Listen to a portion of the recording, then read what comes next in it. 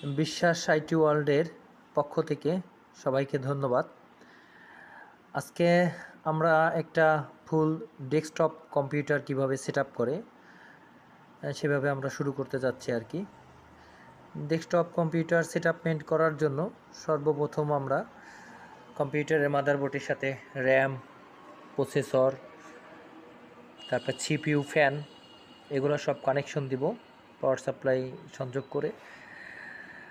তারপরে একটা এনভিএমই সেটআপমেন্ট করা হয়েছে এইটাতে।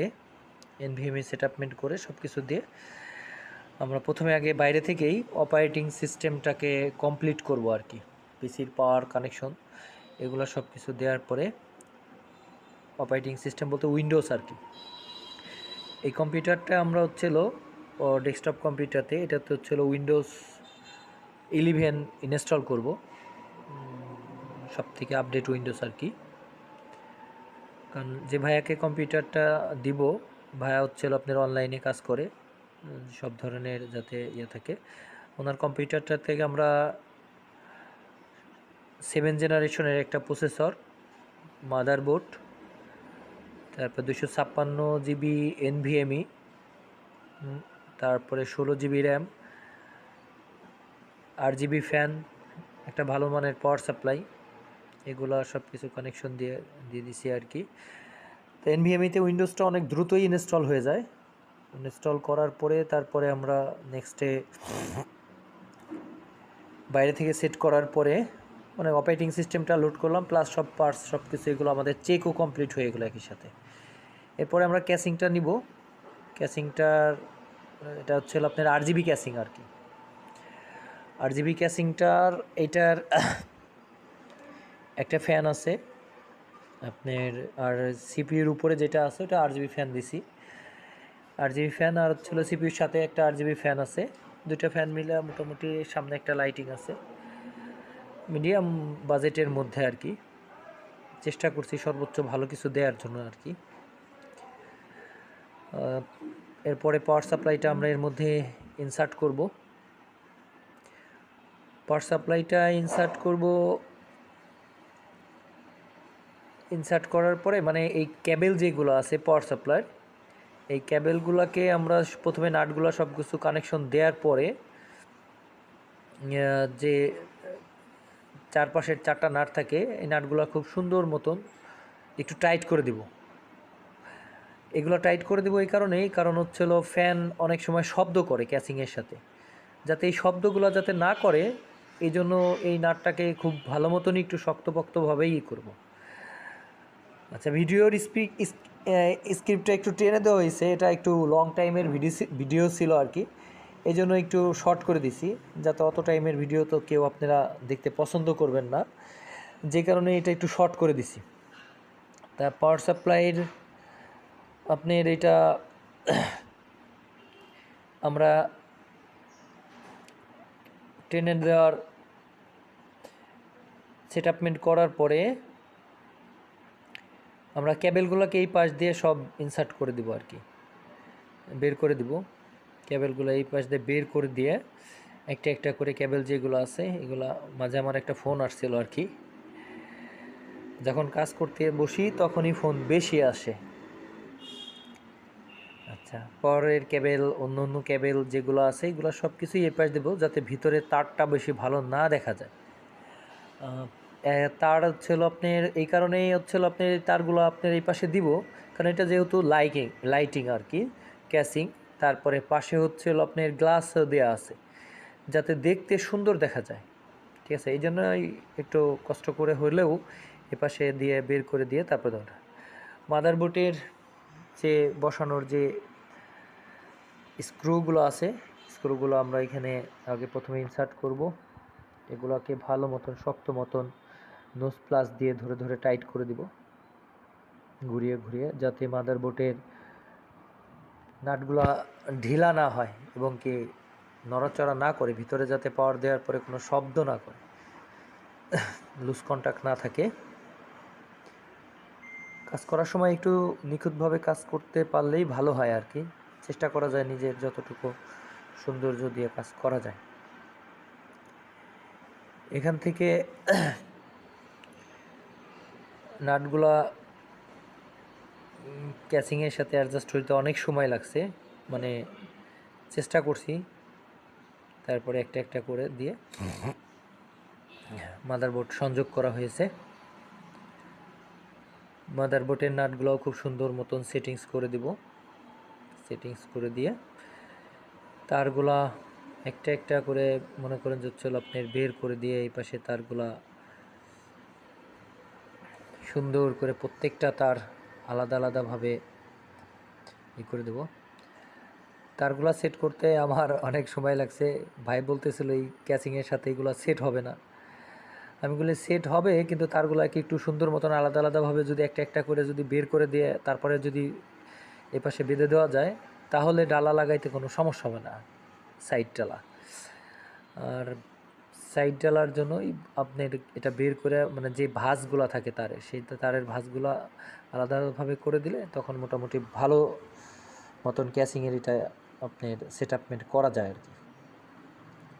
ঠিক আছে, মানে তখন ডালাটা লাগানো সহজ হয়। অনেক ক্ষেত্রে ডালাটা লাগানোই অনেক ঝামেলা হয়ে যায়। ওটা জায়গা থাকে অনেকটা ক্যাচিংয়ে, কিছু কিছু ক্যাচিংয়ে জায়গা থাকে না, এক একটার এক এক রকম, প্রত্যেকটা একরকম থাকে না। তাই এটার মধ্যে আমরা চেষ্টা করব মানে পাওয়ার কেবলের তারগুলো একটু মোটা বেশি আর কি।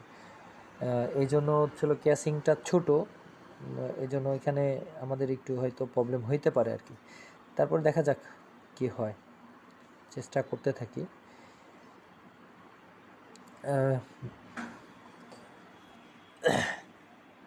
ভাইয়ার সব কিছুই সাদা দেওয়া হয়েছে, মনিটরটাও সাদা, তারপরে আপনার ক্যাসিংটাও সাদা। মানে চেষ্টা করছি যাতে ওনার পছন্দ হয় আর কি। আমরা এই পর্যায়ে ক্যাসিংয়ের মধ্যে সব কিছু ইনসার্ট করার পরে ফাইনালি একটা পাওয়ার দিয়েছি আর কি।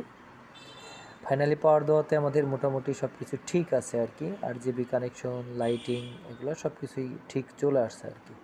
ঠিক আছে, কোনো প্রবলেম হয় নাই। এটা সেট করার পরে যখন ভিতরে সেট করার পরে যখন লাইটিংটা যখন হচ্ছিল চলে আসে ভালো মতন, তখন নিজের কাছে একটা ভালো লাগা কাজ করে যে না এটা কমপ্লিট হবে আর কি। তা মাঝে এক ভাই আসছিল, মাউস আর মাউস প্যাড দিয়ে দিলাম, একটা ফোন আসছিল, দুইটা কাজই সবই করা লাগতেছে।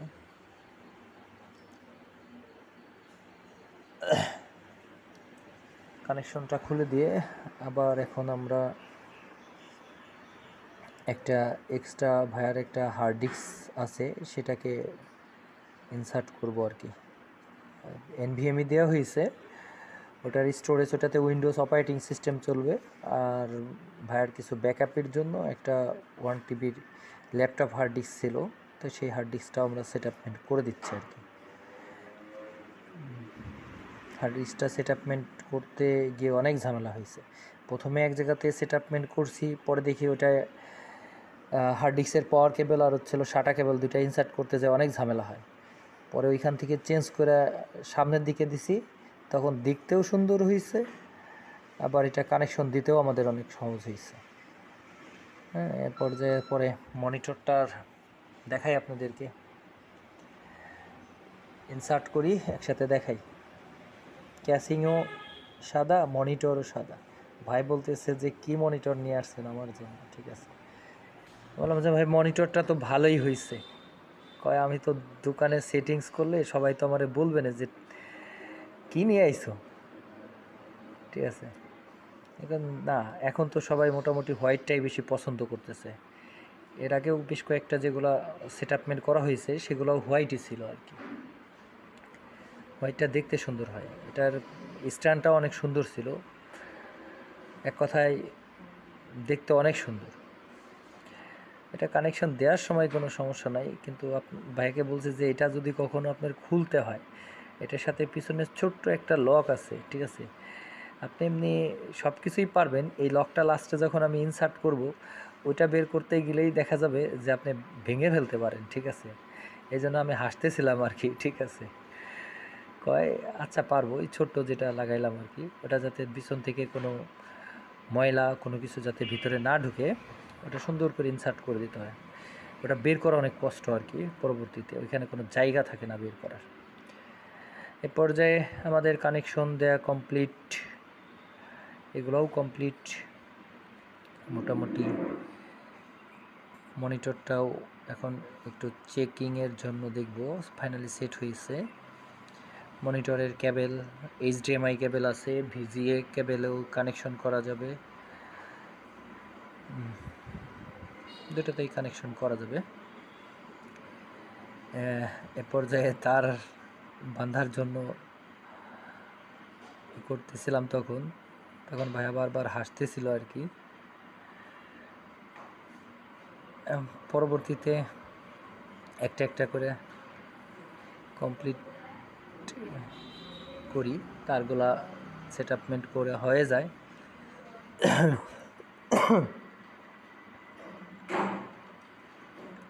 তারগুলা সেটআপমেন্ট করতে যাই, আমার ডালাটা লাগাইতে যাই যুদ্ধ শুরু হয়ে গেছে, এটা আর সিটিংস হয় না, আর সিটিংস হয় না। পরে ভাইয়াকে বললাম যে পিসিটা তাইলে এইভাবে নিচের দিকে করে তারপরে হচ্ছিল ট্রাই করি, দেখি কেমন হয়। ঠিক আছে, পরে দেখলাম যে না, ভাই আমাকে একটু হেল্প করতেছিল, তখন দেখলাম যে না হয়েছে।